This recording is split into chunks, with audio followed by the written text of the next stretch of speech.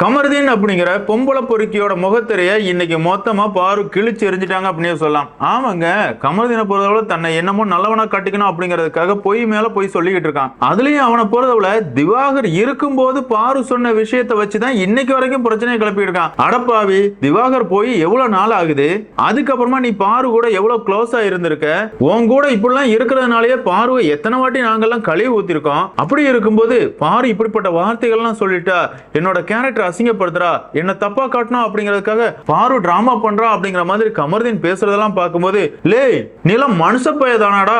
உண்மையாவேங்க இந்த கமருதீன் அப்படிங்கிற எச்ச பொறுக்கிய பொறுத்தவரை பெண்கள் கிட்ட எவ்வளவு கேவலமா நடந்துக்கிறான் அப்படிங்கறத நம்ம முதல்ல இருந்து பார்த்துக்கிட்டு தான் இருக்கிறோம். அவனை பொறுத்தவரை வந்த முதல் வாரமே அரோரா நான் உனக்காக தான் வந்தேன் அப்படிங்கிற மாதிரி சொன்னா, அதுக்கப்புறமா பார்த்தோம் அப்படின்னா பாரு உன்னை பார்க்கும்போது என்னோட எக்ஸ் மாதிரியே இருக்குது, உன்னை பார்க்கும்போது எனக்கு ஒரு ஃபீலிங்ஸ் வருது அப்படிங்கிற மாதிரி சொல்லி ஸ்டார்ட் பண்ணா, அந்த இடத்துல பாருவுமே கமருதீன் வலையில விழுந்துட்டாங்க. அதுக்கப்புறமா கூட இவன் என்ன சும்மாவா இருந்தான், ரம்யாவையும் ட்ரை பண்றான், இந்த சைடு வியானாவை ட்ரை பண்றான். இப்படி கமருதீனை பொறுத்தவரை எல்லா பெண்கள் கிட்டையுமே காதல் வலை விரிச்சிருக்காரு அப்படிங்கறதுல எந்தவித மாற்று கருத்துமே இல்ல. அதே நேரத்துல நான் ஒரு இன்னசென்ட்பா, எனக்கு எதுவுமே தெரியாது, வாயில விரல் வச்சா கூட கடிக்க தெரியாது அப்படிங்கிற அளவுக்கு ஒரு டிராமா போடுறான் பாத்தீங்களா.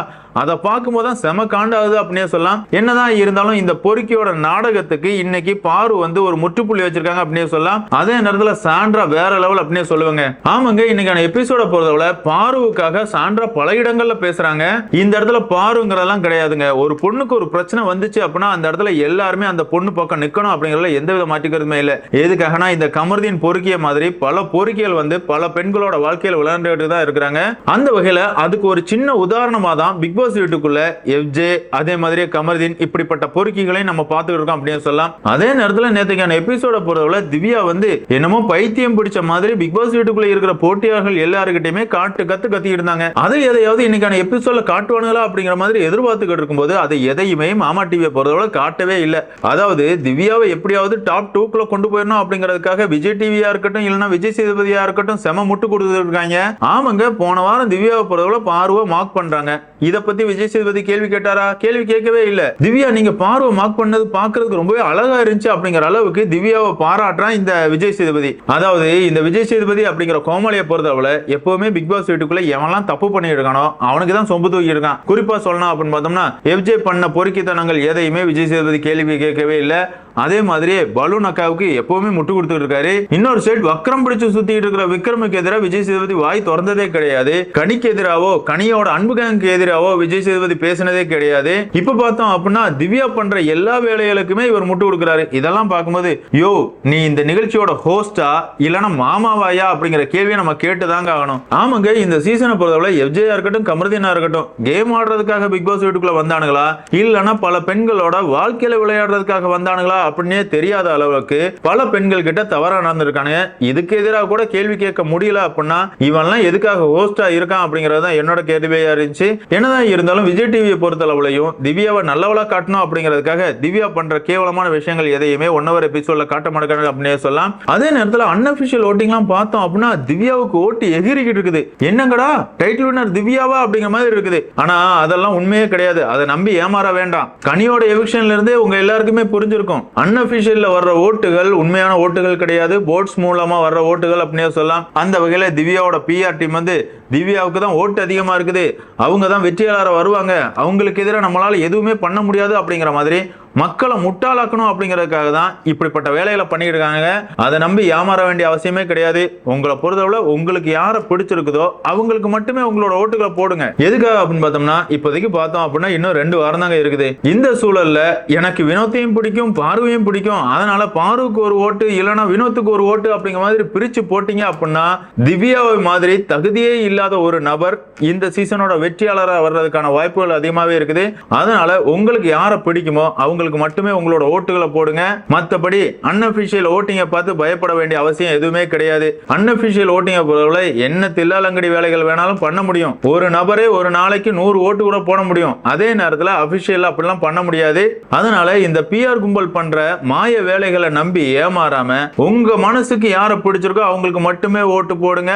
மக்களோட சக்தி வெற்றி பெறும் அப்படிங்கிறது தான் என்னோட கருத்து. சரி, என்னதான் இருந்தாலும் இன்னைக்கான எபிசோட பொறுத்தவரை என்னெல்லாம் நடந்துச்சு அப்படிங்கறத டீட்டெயிலா பார்த்தலாம். வீடியோக்குள்ள போறதுக்கு முன்னாடியே நம்ம நம்ம சேனலுக்கு நீங்க புதுசா இருந்தீங்க அப்படின்னா மறக்காம சப்ஸ்கிரைப் பண்ணுங்க. வாங்க வீடியோக்குள்ள போலாம். அதாவது இன்னைக்கான எபிசோட பொறுத்தவரை நேத்து ராத்திரி சாண்ட்ரா கமருதீன் இந்த ரெண்டு பேரும் பேசுனதுதான் முதல்ல காட்டுறாங்க.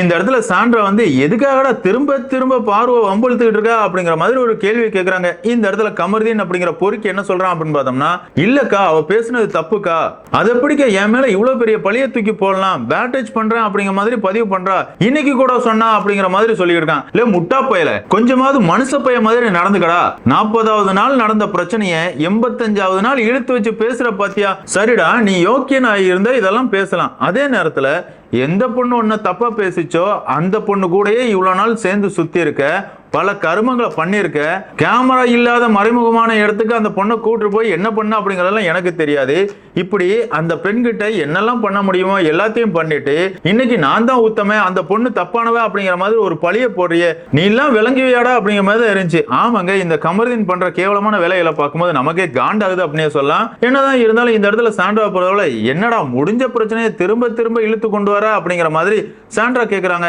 இருந்தாலும் இதுக்கு கமருதீனை பொறுத்தவரை இல்லக்கா இதனால நான் ரொம்பவே பாதிக்கப்பட்டிருக்கேன், ஆணா இருந்தா என்ன பெண்ணா இருந்தா என்ன, பேரு கெட்டு போயிடக்கூடாது இல்ல, அதை சரி பண்ணும் அப்படிங்கிறதுக்காக தான் நானா வாண்டடா பிரச்சனையை கிளப்புறேன் அப்படிங்கிற மாதிரி இந்த இடத்துல கமருதீன் பேசியிருக்கான். சாண்ட்ரா பொறுத்தவரை இவங்களை திருத்தவே முடியாது அப்படிங்கிற மாதிரி சொல்லி விட்டுறாங்க. அதுக்கப்புறம் பார்த்தோம் அப்படின்னா இன்னைக்கான எபிசோட காட்டுறாங்க.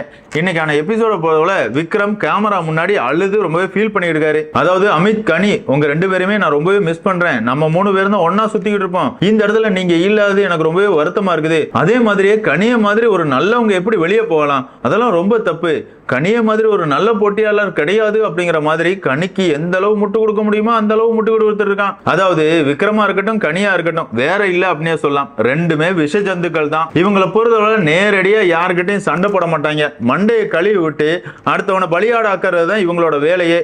அந்த வகையில கனி இல்லாதனால விக்ரமுக்கு யாருக்கிட்ட பேச என்ன பேச அப்படிங்கிறது தெரியாம இந்த இடத்துல பைத்தியம் பிடிச்சவன் மாதிரி கனிக்கு முட்டு கொடுத்துக்கிட்டு கேமரா பார்த்து அழுதுகிட்டு இருக்கான். பாக்குறதுக்கு எனக்கெல்லாம் சிரிப்பா இருந்துச்சு அப்படின்னே சொல்லுவேன். என்னப்பா ஒருத்தன் அழுறது உனக்கெல்லாம் சிரிப்பு வருதா அப்படின்னு நீங்க கேட்டீங்க அப்படின்னா, ஆமாப்பா இவனை பொறுத்தவரை நல்லவனப்பா, நல்லவன் வேஷம் போட்டு இருக்கிற கேவலமானவன், அதுலயும் காமெடியன் அப்படிங்கிற போர்வைக்குள்ள உட்கார்ந்துக்கிட்டு அவனை பொறுத்தவரை மத்தவங்களை ட்ரிகர் பண்றது, மார்க் பண்றது, இரிட்டேட் பண்றது, இப்படிப்பட்ட கேவலமான வேலைகளை மட்டும்தான் பண்ணிட்டு இருக்கானே தவிர இவன் நல்லவன் சொன்னா நம்ம ஏத்துக்கவே முடியாது அப்படின்னு சொல்லலாம். சரி என்னதான் இருந்தாலும் இவன் கெட்டவன் அப்படிங்கிறது நமக்கு தெரியும். இந்த கெட்டவனை பொறுத்தவரை திவ்யா நம்மளை பொறுத்தவரை பேசி ஒரு முடிவுக்கு வரணும் அப்படிங்கிற மாதிரி திவ்யா கிட்ட பேசுறதுக்கு நேரம் கேட்கறான். திவ்யா பொறுத்தவரை நான் உங்ககிட்ட பேசுறதுக்கு விருப்பப்படலடா அப்படிங்கிற மாதிரி சொல்லி ஒதுக்கிடுறாங்க. அதாவது திவ்யாவுக்கு பயம் வந்துருச்சு அப்படின்னே சொல்லலாம். உண்மையாவே திவ்யாவோட கேம் பிளே என்ன அப்படிங்கிறத விக்ரமா இருக்கட்டும் சபரியா இருக்கட்டும் ஏன் பிக் பாஸ் வீட்டுக்குள்ள இருக்கிற எல்லாருமே கண்டுபிடிச்சிட்டாங்க.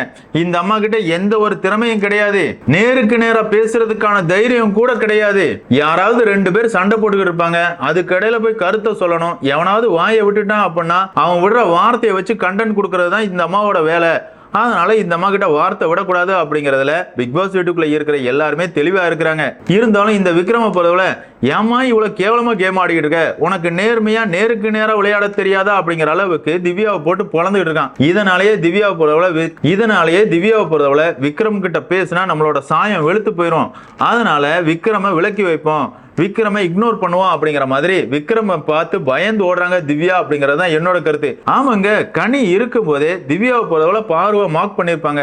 அந்த இடத்துல விக்ரம பொறுத்தவரை என்னமா நீ தான் நல்லவ, நீ தான் ஒழுக்கமானவ, நீ தான் டெக்கோரமானவ அப்படிங்கிற மாதிரி பேசிட்டு இருக்கியே, உனக்கு டெக்கோரமே கிடையாது, உனக்கு டீசன்சியே கிடையாது அப்படிங்கிற அளவுக்கு திவ்யாவை போட்டு பொழந்திருப்பாரு. அந்த இடத்துல இருந்தே திவ்யாவை பொறுத்தவரை விக்ரம பார்த்தா பயந்து ஓடிக்கிட்டு இருக்காங்க.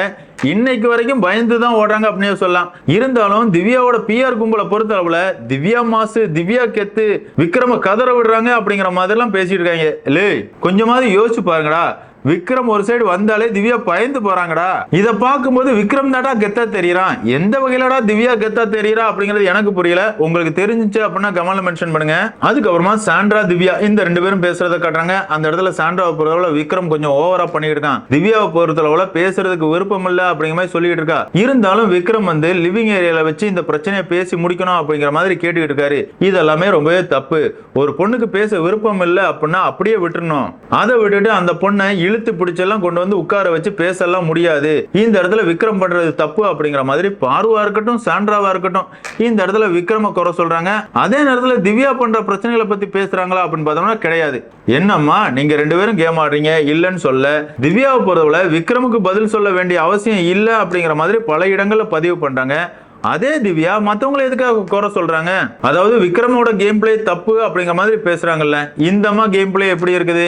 அதே மாதிரி வினோத்தை பொறுத்தவரை மத்தவங்களை ட்ரிகர் பண்றாரு, அவரோட பாடி லாங்குவேஜ் சரியில்லை அப்படிங்கிற மாதிரி சொல்றாங்கல்ல, இந்த அம்மா பாடி லாங்குவேஜ் எப்படி இருக்குது?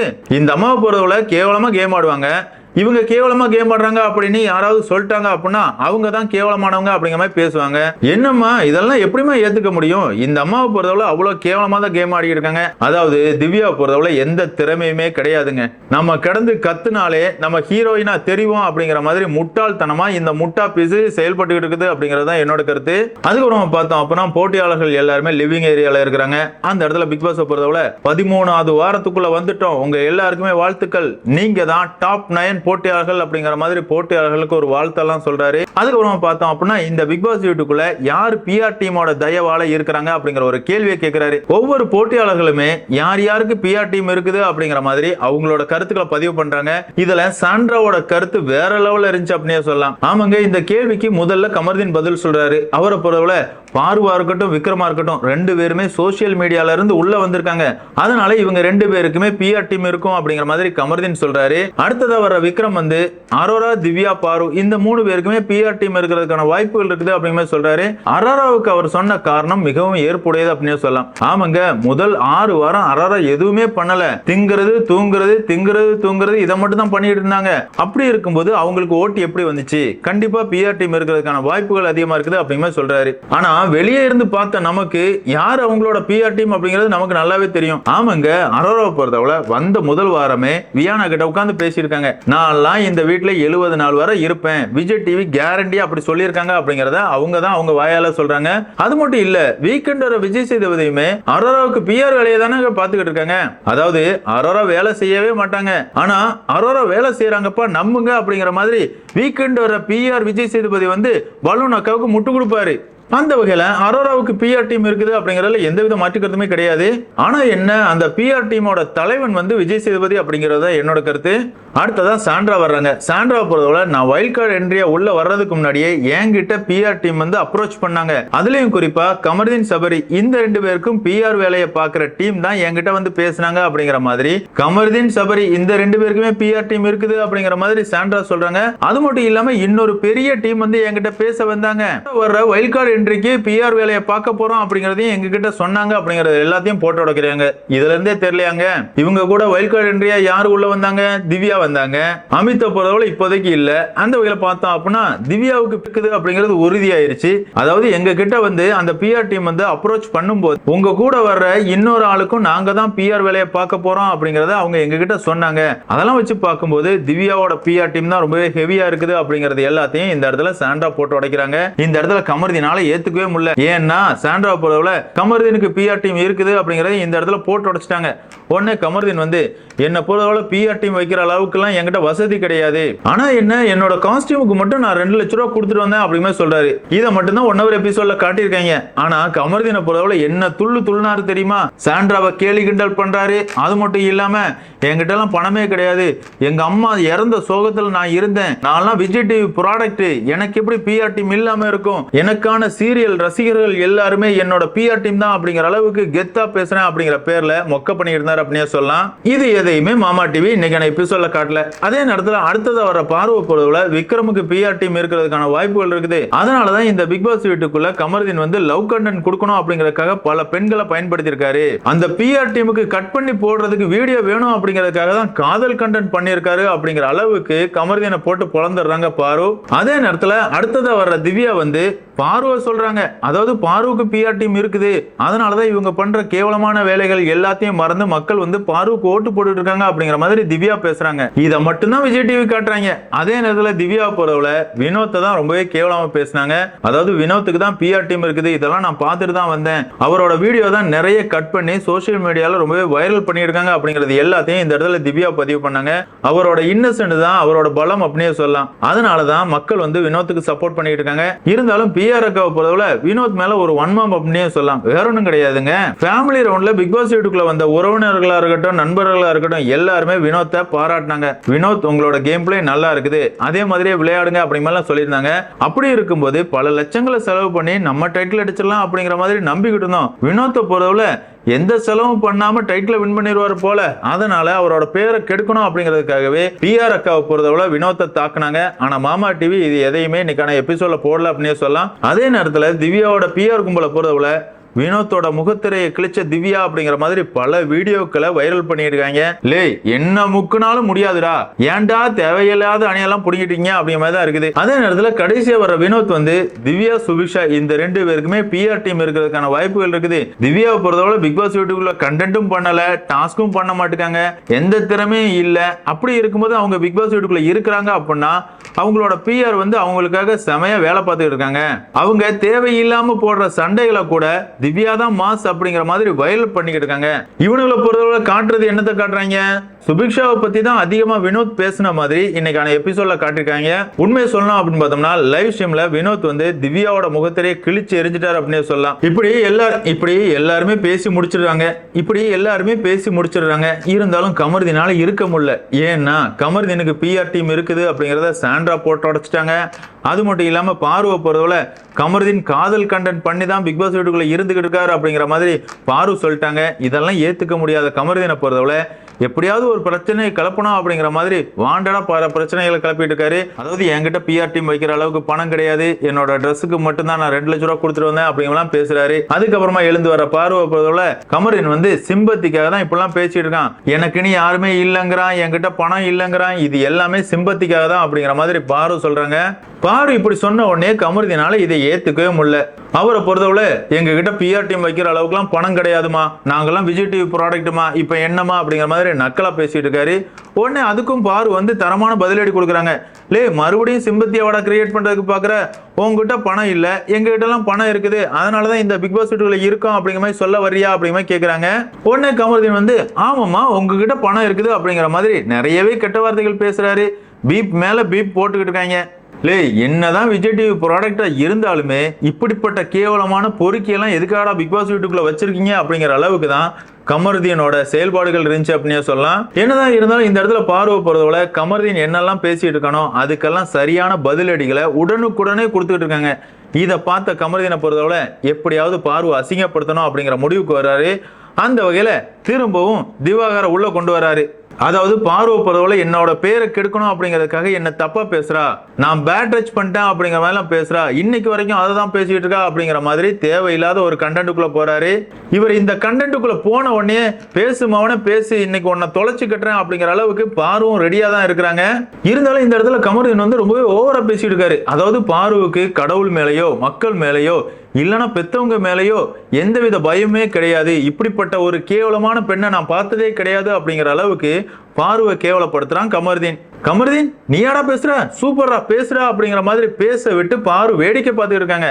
வேடிக்கை பார்க்கலாங்க, எல்லார்கிட்டையும் சொல்றாங்க பாருப்பா ஒரு பொண்ணை எல்லாரும் முன்னாடியும் எந்த அளவு அசிங்கப்படுத்துறான் அப்படிங்கிறத பாத்துக்கங்க, நீங்க எல்லாருமே இதுக்கு சாட்சி அப்படிங்கிற மாதிரி பாரு எல்லாருக்கிட்டையுமே ஒரு வார்னிங்கை கொடுக்குறாங்க.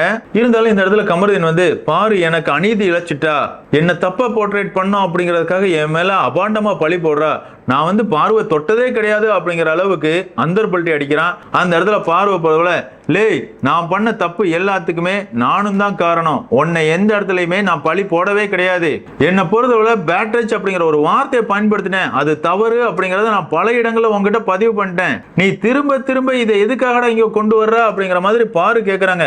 அதுக்கும் கமருதீனை பொறுத்தவரை இதனால நான் பாதிக்கப்பட்டிருக்கேன், நான் ஒரு டிராமால இருக்கேன் அப்படிங்கிற மாதிரி ஒரு கேவலமா ஒரு நடிப்பை வேற போடுறான். இப்படி கமருதீனோட உலகமக நடிப்பை பார்த்த சாண்ட்ரா பொறுத்தவரை செம காண்டாயிராங்க. லே என்னடா பேசிட்டு இருக்க, பார்வை பொறுத்தவரை 1 தடவையா 2 தடவையா கிட்டத்தட்ட 100 தடவை உங்ககிட்ட மன்னிப்பு கேட்டுட்டா, நான் சொன்ன வார்த்தை தப்பு அப்படிங்கிறதையும் சொல்லிட்டா, திரும்ப திரும்ப எதுக்குடா இதை பத்தியே பேசிட்டு இருக்க அப்படிங்கிற மாதிரி சாண்ட்ராவும் கேட்கறாங்க. அந்த இடத்துல கமருதீனை பொறுத்தவரை நீங்க எதுக்காக இடையில வர்றீங்க அப்படிங்கிற மாதிரி கேட்கறான். அது மட்டும் இல்லாம அதனால நான் தான் பாதிக்கப்பட்டிருக்கேன், நான் பேசிதானே ஆகணும் அப்படிங்கிற மாதிரி திரும்ப திரும்ப இதை பத்தியே பேசிட்டு இருக்கான். பார்த்துக்கிட்டு இருக்கிற போட்டியாளர்களே பல இடங்கள்ல இரிட்டேட் ஆயிடுறாங்க. இருந்தாலும் இந்த இடத்துல பலூன் அக்காவை பொறுத்தவரை கமருதீன் ரொம்பவே இன்னசென்ட். அவன் மேல இப்படி ஒரு பழி விழுந்துடக்கூடாது அப்படிங்கறதுனால நான் தான் இந்த பிரச்சனையை முடிக்க சொல்லி கமருதீன்ட்ட சொன்னேன் அப்படிங்கிற மாதிரி அவங்க சொன்னது எல்லாத்தையும் இந்த இடத்துல சொல்றாங்க. பாரு இதை கேட்டவொடனே செம காண்டாயிராங்க. அரோரா உனக்கு என்னமா தெரியும், இந்த பிரச்சனையை நான் எந்த இடத்துலயுமே கொண்டு வரல, என்னை பொறுத்தவரை நான் திவாகர் கிட்ட பேசினேன், அது தப்பு அப்படிங்கறத நான் ஒத்துக்கிறேன். இருந்தாலும் நான் ஒரு தடவை பேசினது தப்புன்னா இதே விஷயம் இந்த பிக் பாஸ் வீட்டுக்குள்ள கிட்டத்தட்ட 100 தடவை பேசிட்டீங்க, ஏமா இப்படி பண்றீங்க அப்படிங்கிற அளவுக்கு எல்லாருக்கிட்டையும் பேசிட்டு அவங்களும் ரொம்பவே ஃபீல் பண்ணி அழுதுகிட்டு இருக்காங்க. இருந்தாலும் கமருதீனை பொறுத்தவரை நான் ஒரு பைத்தியம் அப்படிங்கிற மாதிரி கிடந்து கத்திக்கிட்டு இருக்கான். இதெல்லாம் பார்க்கும்போது கமருதீன் ஒரு சைக்கோ அப்படிங்கிறது மட்டும் தெளிவா தெரியுது. அதாவது ஆதிரை முதல்ல சொல்லியிருப்பாங்க, நான் அவங்க கூட சீரியல் ஒர்க் பண்ணிக்கிட்டு இருக்கும்போதே இவன் பல பெண்கள் கிட்ட இப்படிதான் நடந்துக்கிட்டான், அது மட்டும் இல்லாம அவனை பத்தி யாராவது குறை சொல்லிட்டோம் அப்படின்னா அவங்களை எந்த அளவு அசிங்கப்படுத்த முடியுமோ அந்த அளவு அசிங்கப்படுத்துவான் இந்த கமருதீன் அப்படிங்கிறது எல்லாத்தையுமே ஆதிரை முதல்ல சொல்லியிருந்தாங்க.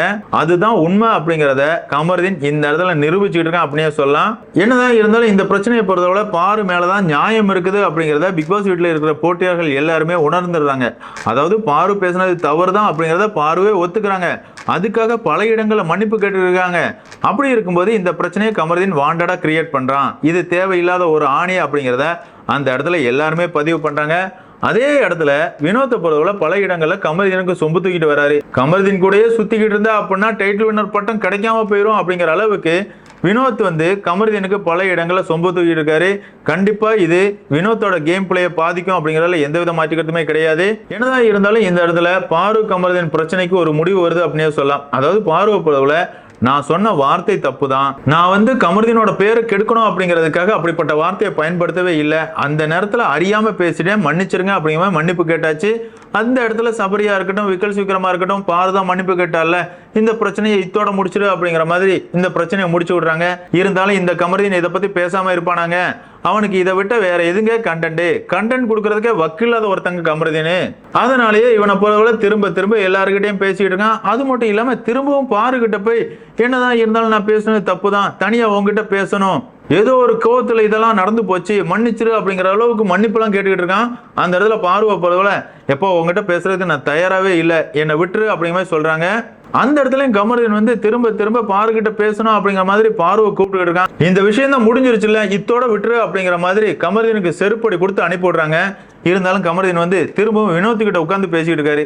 உன்னை பொறுத்தவரை ஒன்னும் இல்லாத பிரச்சனையை லிவிங் ஏரியால எல்லாரையும் கூப்பிட்டு உட்கார வச்சு பார்வை எந்த அளவு அசிங்கப்படுத்த முடியுமோ அந்த அளவு அசிங்கப்படுத்திட்ட, திரும்ப எதுக்காக அந்த பிள்ளைகிட்ட பேசணும் அப்படிங்கிற மாதிரி நினைக்கிறா அப்படிங்கிற மாதிரி கமருதீனுக்கு செருப்படி கொடுத்துக்கிட்டு இருக்காரு.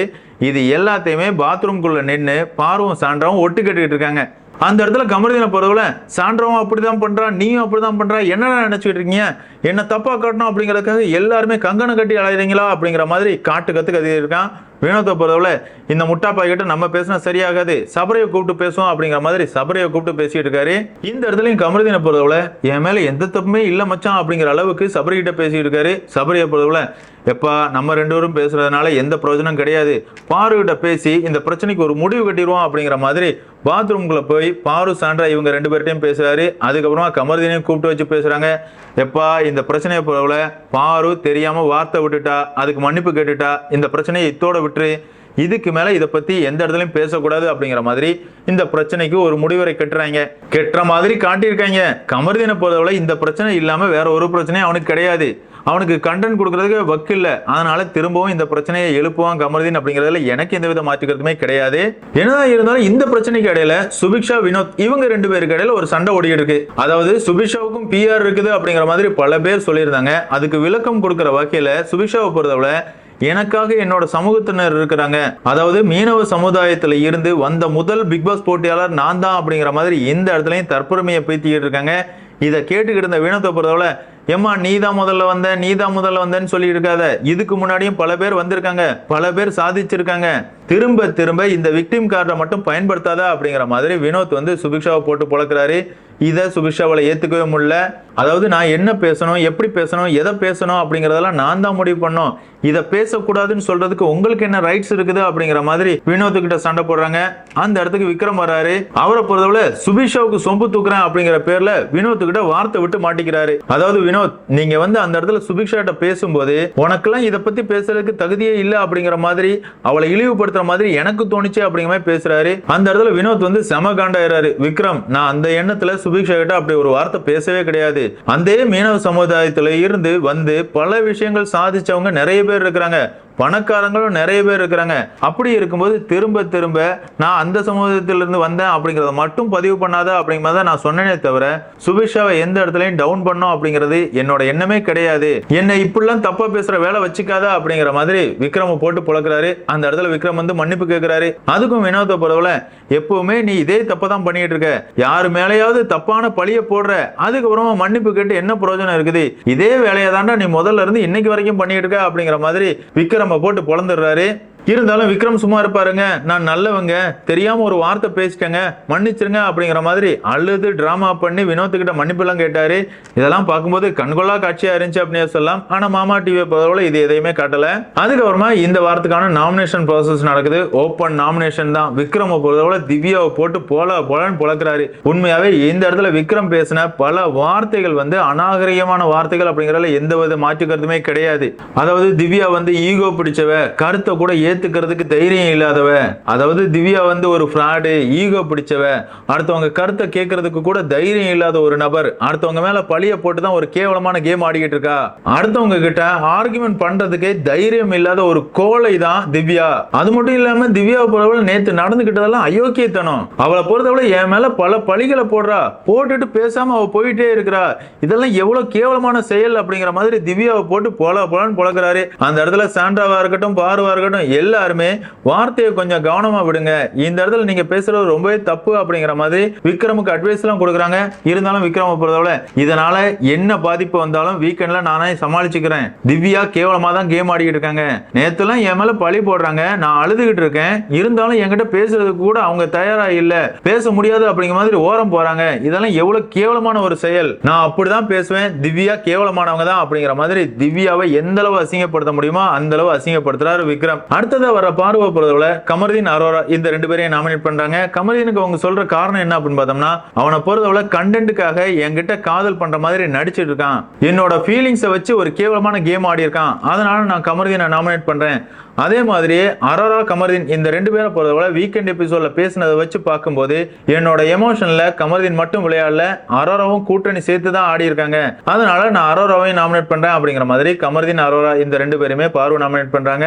அடுத்ததா வர அரோராவை பொறுத்தவரை சாண்ட்ரா, கமருதீன் இந்த ரெண்டு பேரையும் நாமினேட் பண்றாங்க. அதாவது சாண்ட்ரா வந்து முதல்ல செமையா என்டர்டெயின்லாம் பண்ணாங்க, அதே நேரத்தில் இருப்ப ரொம்பவே டல் ஆயிட்டாங்க, மத்தவங்க கூட கம்பேர் பண்ணும்போது சாண்ட்ரா பெருசா எந்த கண்டென்ட்டுமே கொடுக்கல அப்படிங்கிற மாதிரி சாண்ட்ராவை நாமினேட் பண்றாங்க. அதே நேரத்தில் கமருதீனுக்கு என்ன காரணம் சொல்றாங்க அப்படின்னு பார்த்தோம்னா, அவனை பொறுத்தவரை பாரு வச்சு ஒரு கேவலமான கேம் ஆடி இருக்கான், பார்வோட எமோஷனல் கேம் ஆடணும் அப்படிங்கிறது என்னோட எண்ணமே கிடையாது, நான் மனசறிஞ்சு பார்வை எந்த இடத்துலயும் காயப்படுத்தணும்னு நினைக்கவே இல்லை, அது மட்டும் இல்லாம இது எல்லாமே நாமினேஷனுக்கு நான் சொல்ற கருத்து தானே தவிர பர்சனலா கமருதீன் மேல எனக்கு எந்த வித வன்மமும் கிடையாது, இதை கமருதீனுமே கருத்தை எடுத்துக்கணுமே தவிர இதுக்காக பழி வாங்கணும் அப்படிங்கிறதுக்காக என்ன பர்சனலா ஹேட் பண்ணக்கூடாது அப்படிங்கறத இந்த இடத்துல அரோரா வந்து பதிவு பண்றாங்க. ஆமாங்க, கமருதீன மாதிரி சைக்கோவான ஆண்கள் கிட்ட இதை பதிவு பண்ணி தான் ஆகும். கமருதீன் எத்தனை இடத்துல அரோராவை அசிங்கப்படுத்திருக்காரு, பார்வை அசிங்கப்படுத்திருக்காரு அப்படிங்கறதெல்லாம் நம்ம பார்த்துக்கிட்டு தான் இருக்கிறோம். அவங்கள மட்டும் வாங்க, ரம்யாவையா இருக்கட்டும், சுபிக்ஷாவா இருக்கட்டும், திவ்யாவா இருக்கட்டும், வியானாவையா இருக்கட்டும், எல்லாரையுமே இவர் அசிங்கப்படுத்திருக்காரு. இவரை பொறுத்தவரை ஆம்பளை அப்படிங்கிற திமிர்ல பெண்களை ரொம்பவே கேவலமா நினைச்சுக்கிட்டு அவங்க கிட்ட விளையாண்டு இருக்காரு அப்படிங்கறது தான் நம்மளோட கருத்து. அடுத்ததா கமருதீன் வராரு. அவரை பொறுத்தவரை பாரு, அரோரா இந்த ரெண்டு பேரையும் தான் நாமினேட் பண்றாரு. இந்த இடத்துலயும் அரோரா மேல அதே பழியை தான் வைக்கிறாரு. அதாவது பார்வை காயப்படுத்தணும் அப்படிங்கறதுக்காக தான் அரோரா என் கூட பேசி பழகனா அப்படிங்கிற மாதிரி அரோராவுக்கு காரணம் சொல்றாரு. அதே நேரத்தில் பாரு சொன்ன ஒரு வார்த்தையால நான் ரொம்பவே காயப்பட்டு இருக்கேன், அதனால நான் நிறையவே டிராமாவை சந்திச்சேன் அப்படிங்கிற மாதிரி பாரு மேல பழிய போட்டு பார்வையை நாமினேட் பண்றாரு. இந்த இடத்துல கமருதீன் சொல்ற காரணத்தெல்லாம் கேட்கும் போது குபியர்னு சிரிப்பு தான் வந்துச்சு அப்படின்னே சொல்லலாம். அதே நேரத்தில் இந்த கமருதீன் மாதிரி பொறுக்கிகளுக்கு எந்த பெண்களுங்க ஓட்டு போடுறது, இப்படிப்பட்ட பொறுக்கித்தனத்தை பண்ற பொறுக்கிகள்லாம் ஓட்டு பண்ணி சப்போர்ட் பண்ணீங்க அப்படின்னா அவனுங்க இதே மாதிரி பொறுக்கித்தனத்தை தொடர்ந்து பண்ணிக்கிட்டு தான் இருப்பாங்க. அது பிக் பாஸ் நிகழ்ச்சியா இருக்கட்டும், இல்லைன்னா வெளியே இருக்கிற பொறுக்கிகளா இருக்கட்டும், யாரா இருந்தாலும் தப்பு பண்ணா தப்புன்னு சொல்லி அந்த நாய்களை ஒதுக்கி வைங்க, சரி பாவம் போட்டோம் அப்படிங்கிற மாதிரி விடாதீங்க அப்படிங்கிறத சரி பாவம் போட்டோம் அப்படிங்கிற மாதிரி விட்டுறாதீங்க அப்படிங்கிறது என்னோட வேண்டுகோளா இருக்குது. அடுத்ததா சாண்ட்ரா வராங்க. சாண்ட்ராவை பொறுத்தவரை கமருதீன் விக்ரம் இந்த 2 பேரையுமே நாமினேட் பண்றாங்க. விக்ரமுக்கு அவங்க சொல்ற காரணம் என்ன அப்படின்னு பார்த்தோம்னா, இன்னைக்கு நாமினேட் பண்ணும்போது கூட திவ்யாவுக்கு எதிராக விக்ரம் பயன்படுத்தின வார்த்தைகள் ரொம்பவே தப்பா இருந்துச்சு, அதனால நான் விக்ரம நாமினேட் பண்றேன் அப்படிங்கிற நாமினேட் பண்றாங்க. அதே நேரத்தில் கமருதீனை பொறுத்தவரை பெண்கள் கிட்ட ஒரு கேவலமான கேம் ஆடி இருக்கான், அதனால அவனை நாமினேட் பண்றேன் அப்படிங்கிற சொல்றாங்க. பொறுத்தவரை வினோத் திவ்யா இந்த 2 பேரையும் நாமினேட் பண்றாங்க. வினோத்துக்கு அவங்க சொல்ற காரணம் என்ன அப்படின்னு பார்த்தோம்னா, வினோத் வந்து மாத்தி மாத்தி பேசியிருக்காரு அப்படிங்கிற காரணங்களை சொல்றாங்க. அதே நேரத்தில் திவ்யா வந்து மத்தவங்களோட கருத்தை ஏத்துக்கவே மாட்டாங்க அப்படிங்கிற மாதிரி காரணத்தை சொல்லி நாமினேட் பண்றாங்க. அடுத்தது வர வினோத் வந்து சபரி சுபிக்ஷா இந்த 2 பேரையும் நாமினேட் பண்றாரு. சபரியை பொறுத்தவரை கேம் எதுவுமே ஆடின மாதிரி இல்ல அப்படிங்கிற மாதிரி காரணத்தை சொல்றாரு. அதே நேரத்தில் சுபிக்ஷாவுக்கு என்ன காரணம் சொல்றாரு அப்படின்னு பார்த்தோம்னா, எப்பவுமே இந்த சமுதாயத்துல இருந்து நான் வந்திருக்கேன் அப்படிங்கிற மாதிரியே சொல்லிட்டு இருக்காங்க, இது எனக்கு பிடிக்கல. அது மட்டும் இல்லாம என்கிட்ட இன்னைக்கெல்லாம் அவங்க போட்ட சண்டை காரணமே இல்லாத சண்டை அப்படிங்கிற மாதிரி சொல்லி சுபிக்ஷாவை நாமினேட் பண்றாரு. அடுத்தது வர சபரியை பொறுத்தவரை வினோத் சுபிக்ஷா இந்த 2 பேரையும் நாமினேட் பண்றாரு. வினோத்துக்கு அவர் சொல்ற காரணம் என்ன அப்படின்னு பார்த்தோம்னா, வினோத்தை பொறுத்தவரை முதல்ல இருந்ததுக்கு இப்ப ரொம்பவே கோவத்தை குறைச்சிருக்காரு. அதாவது 90% கோவத்தை குறைச்சிருக்காரு, மீதி 10% கோவம் இருக்கதான் செய்யுது. அந்த 10% கோவம் கூட எங்களுக்குள்ள ஒரு பயத்தை ஊட்டுது அப்படிங்கிற மாதிரி சொல்லி நாமினேட் பண்றாரு. அதே நேரத்தில் சுபிக்ஷாவுக்கு என்ன காரணம் சொல்றாரு அப்படின்னு பார்த்தோம்னா, சுபிக்ஷாவை பொறுத்தவரை ரொம்பவே யோசிச்சு கேம் ஆடுறாங்க, அதனாலேயே அவங்களோட கேம் ரொம்பவே பாதிக்கப்படுது அப்படிங்கிற காரணங்களை சொல்றாரு. அதே நேரத்தில் கடைசியா வர திவ்யா வந்து விக்ரம் சுபிக்ஷா இந்த 2 பேரையுமே நாமினேட் பண்றாங்க. அதாவது விக்ரம் வந்து தான் மட்டும்தான் நல்லவன் அப்படிங்கிற மாதிரி பதிவு பண்ணிட்டு இருக்காரு அப்படிங்கிற மாதிரி காரணங்களை சொல்றாங்க. அதே நேரத்தில் சுபிக்ஷாவை பொறுத்தவரை அவங்க மட்டும்தான் ரூல்ஸை ஃபாலோ பண்ற மாதிரியும் மீதி யாருமே ரூல்ஸை ஃபாலோ பண்ணல அப்படிங்கிற மாதிரியும் மற்றவங்களை குறை சொல்றாங்க அப்படிங்கிற மாதிரி காரணங்களை சொல்லி நாமினேட் பண்றாங்க. அதாவது திவ்யாவோட நாமினேஷன் முழுக்க வன்மத்தோட தான் இருந்துச்சு அப்படின்னு சொல்லலாம். அதாவது என்கிட்ட யாரெல்லாம் சண்டை போடுறாங்களோ அவங்க யாரையுமே நான் விட்டு வைக்க மாட்டேன் அப்படிங்கிற அளவுக்கு வன்மத்தை தான் கொட்டினாங்க இந்த இடத்துல திவ்யா அப்படின்னே சொல்லலாம். என்னதான் இருந்தாலும் இந்த வாரத்தை பொறுத்தவரை பிக் பாஸ் வீட்டுக்குள்ள இருக்கிற 9 நபர்களும் நாமினேஷனுக்குள்ள வந்திருக்காங்க. இந்த 9 நபர்கள்ல என்ன பொறுத்தவரை முதல் வாரத்துல இருந்து இன்னைக்கு வர கேம் ஆடினது பாரு அப்படிங்கிறது என்னோட கருத்து. உங்களோட கருத்துக்களை மறக்காம கமெண்ட்ல மென்ஷன் பண்ணுங்க. அது மட்டும் இல்லாம உங்களோட ஓட்டு யாருக்கு அப்படிங்கறதையும் கமெண்ட்ல மென்ஷன் பண்ணுங்க. என்னதான் இருந்தாலும் இதெல்லாம் முடிஞ்சதுக்கு அப்புறமா இந்த சீசனுக்கான ticket to finale task start ஆகுது. இந்த டாஸ்க்கை பொறுத்தவரை 9 போட்டியாளர்களும் அவங்களுக்கு கொடுக்கப்படுற ஸ்டாண்ட் மேல ஏறி நிக்கிறாங்க. மேல கையை பிடிச்சு ஹோல்ட் பண்ணிக்கிறாங்க. அந்த கையை விட்டுட்டாங்க அப்படின்னா அவங்க அவுட் அப்படிங்கிற மாதிரி போயிட்டு இருக்குது. இந்த டாஸ்க்கை பொறுத்தவரை முதல்ல வெளியேறவங்களுக்கு 1 பாயிண்ட், கடைசியா வெளியேறவங்களுக்கு 9 பாயிண்ட். இந்த வகையில இந்த டாஸ்க்ல இன்னைக்கான எபிசோட பொறுத்தவரை முதல்ல சாண்ட்ரா அவுட் ஆயிடுறாங்க, அடுத்ததா விக்ரம் அவுட் ஆகிறாரு, அடுத்ததா வினோத் அவுட் ஆயிடுறாரு, அடுத்ததா சபரி அவுட் ஆகிறாரு. 1 மணி நேரத்தை கடந்து மீதமுள்ள போட்டியாளர்கள் டாஸ்க் பண்ணியிருக்காங்க. இந்த இடத்துல பார்வை பாராட்டியே ஆகணும் அப்படின்னு சொல்லலாம். ஆமாங்க, அவங்கள பொறுத்தவரை உடல்நல குறைவு இருக்குது, அதிகப்படியான நேரங்கள் நின்னா அவங்களுக்கு கால் வலியெல்லாம் இருக்கும். அதையும் கடந்து பாரு செமையா கேம் ஆடிட்டு இருக்காங்க. என்னதான் இருந்தாலும் இந்த டாஸ்கை பொறுத்தவரை சுபிக்ஷா வின் பண்றாங்க அப்படிங்கிறது தான் வந்திருக்கிற செய்தியா இருக்குது. என்னதான் இருந்தாலும் இந்த டிக்கெட் டு ஃபினாலே டாஸ்க்ல வின் பண்ணி யாரு முதல் ஃபைனலிஸ்டா தேர்வாக போறாங்க அப்படிங்கிறத நம்ம பொறுத்து இருந்து பார்க்கலாம். என்னதான் இருந்தாலும் பிக் பாஸ் ரசிகர்களான உங்களை பொறுத்தவரை இன்னைக்கான எபிசோட்ல கமருதீன் அப்படிங்கிற பொறுக்கி நடந்துகிட்ட விதத்தை பத்தி நீங்க என்ன நினைக்கிறீங்க அப்படிங்கிற உங்களோட கருத்துக்களை மறக்காம கமெண்ட்ல மென்ஷன் பண்ணுங்க. அதே நேரத்துல திவ்யாவோட கேமை பத்தி நீங்க என்னங்க நினைக்கிறீங்க? அவங்கள பொறுத்தவரை எல்லார் மேலையும் பழிய போடுறாங்க. அவங்க பண்ற தவறை யாராவது சுட்டி காட்டினாங்க அப்படின்னா அவங்க கிட்ட நின்று பேசுறதுக்கு கூட தைரியம் இல்லாம ஓடி போறாங்க. இருந்தாலும் அவங்க தான் மாஸ் அப்படிங்கிற மாதிரி அவங்களோட PR கும்பல் வந்து தற்கூரித்தனமா பேசிட்டு இருக்காங்க. இதை பத்தின உங்களோட கருத்துக்களை மறக்காம கமெண்ட்ல மென்ஷன் பண்ணுங்க. அதே மாதிரி இன்னைக்கான எபிசோட பொறுத்தவரை விக்ரம் வந்து திவ்யாவை பத்தி பேசுனது சரியா தவறா அப்படிங்கறதையும் கமெண்ட்ல மென்ஷன் பண்ணுங்க. இந்த வீடியோ உங்களுக்கு பிடிச்சிருந்தா லைக் பண்ணுங்க, ஷேர் பண்ணுங்க, மறக்காம சேனலை சப்ஸ்கிரைப் பண்ணுங்க. Thank you friends.